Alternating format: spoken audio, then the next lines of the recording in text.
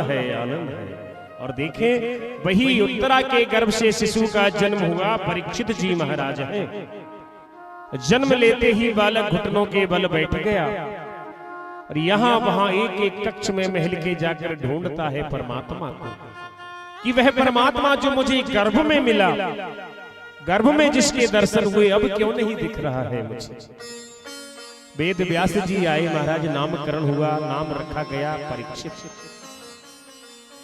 और जब युवा अवस्था को महाराज परीक्षित प्राप्त हुए ना, उनका विवाह किया गया। रानी का नाम है ईरावती।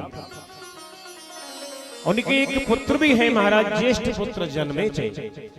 महाराज परीक्षित का बड़ा सुंदर राजपाट चल रहा है। संतगण, ऋषिगण, महंतगण सभी प्रसन्न हैं उनसे, सभी ब्राह्मण देवता प्रसन्न हैं महाराज। और बड़े आनंद से महाराज परीक्षित का राजपाट पढ़ने लगा। महाराज परीक्षित के राज में जप, तप, यज्ञ इत्यादि सत्कर्म निरंतर होते रहते, निरंतर होते। और होना चाहिए महाराज। जिस राजा के राज्य में जप, तप, यज्ञ आदि कर्म नहीं होते ना महाराज, उस राजा पर ही दोष आता है इस चीज का। और प्रजा भी दुखी नहीं होना। जासो राज प्रिय प्रजा दुखारी, और सो नृप अवश्य नरक अधिकारी। नरक में जाने के लिए उसको स्थान प्राप्त होता है, नरक में जाता है। महाराज परीक्षित का राज्य बड़ा श्रेष्ठ है, बड़ा उत्तम है महाराज।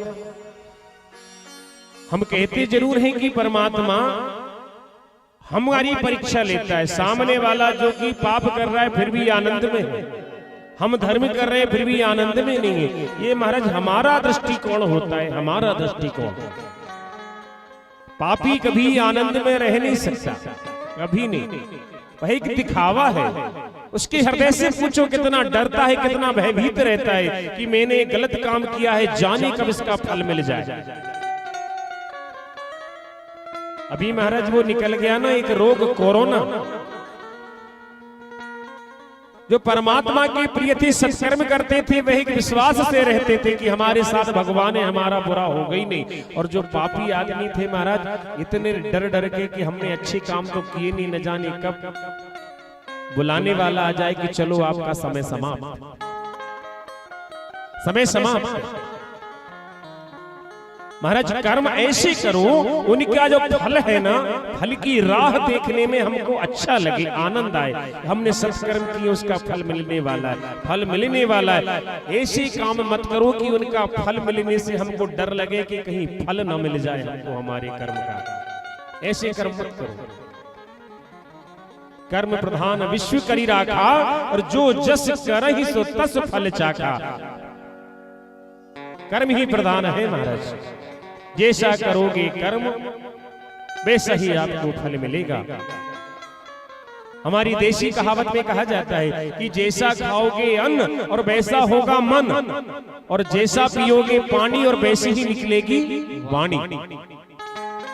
क्षेत्रीय बात है, ये सत्य है। और महाराज परीक्षित के राज्य में सभी धन धान से भरपूर है, आनंद में है, किसी प्रकार की कोई अभाव नहीं है महाराज। अभाव कहाँ होता है? जहां भाव नहीं रहता।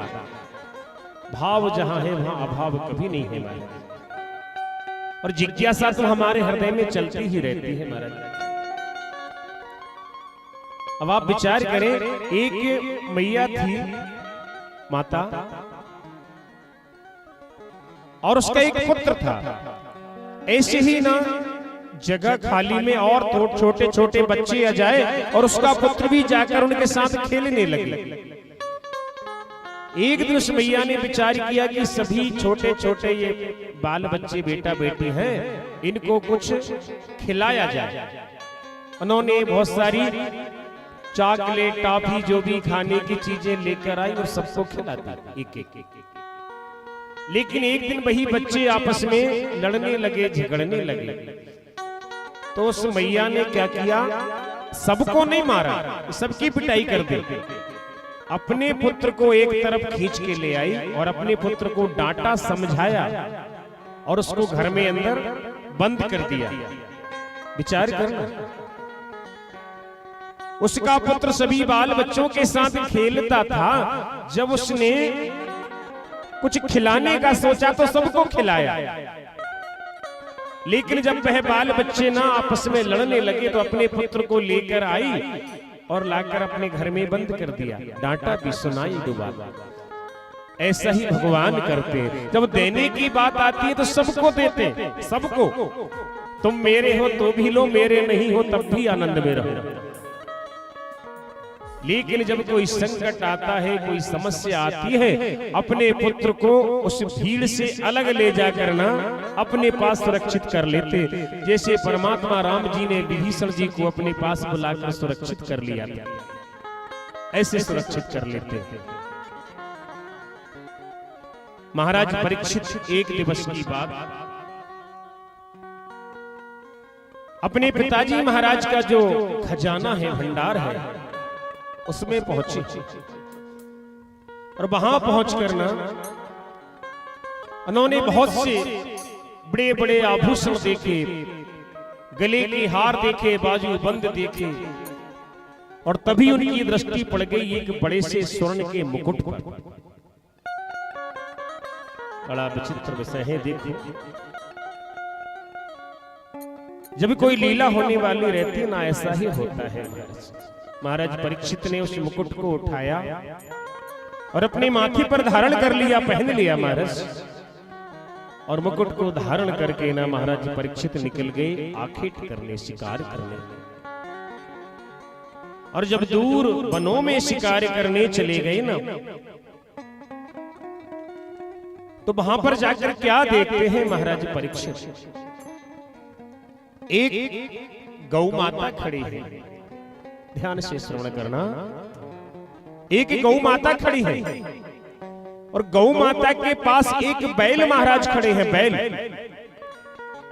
लेकिन विचित्र बात यह है कि बैल के 3 पैर कटे हुए हैं, मात्र एक पैर पर खड़ा हुआ है। अब गौ माता कौन है? पृथ्वी माता, धरती माता। और बैल कौन है? धर्म है, धर्म। धर्म के 3 पैर कट गए, मात्र एक पैर शेष रह गया। वह भी कौन सा?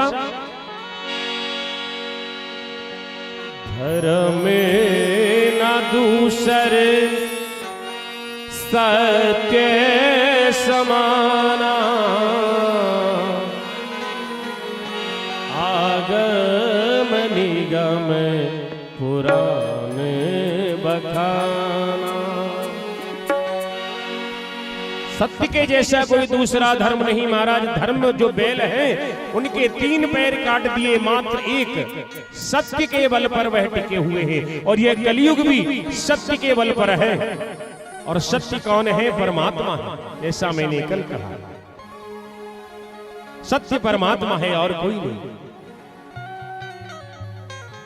गौ माता और बैल दोनों खड़े खड़े रुदन कर रहे हैं, रो रहे हैं महाराज। गौ माता ने कहा बैल महाराज से कि हे धर्म देवता, मैं बहुत चिंतित हूं, बहुत दुखी हूं, क्योंकि अब कलयुग का आगमन हुआ और मेरे ऊपर पापी अनाचारियों का इतना बोझ भार बढ़ जाएगा। इस बात को सोचकर मैं दुखी हूं। और ये तुम्हारे पैर जो काट दिए गए, धर्म जब निर्मूल हो जाएगा ना महाराज, पाप का ही चारों तरफ बोलबाला हो जाएगा, तब हमारे परमात्मा अवतार धारण करते हैं। और उनकी इस बात को सुनकर ना महाराज परीक्षित उनके पास पहुंचे। देखो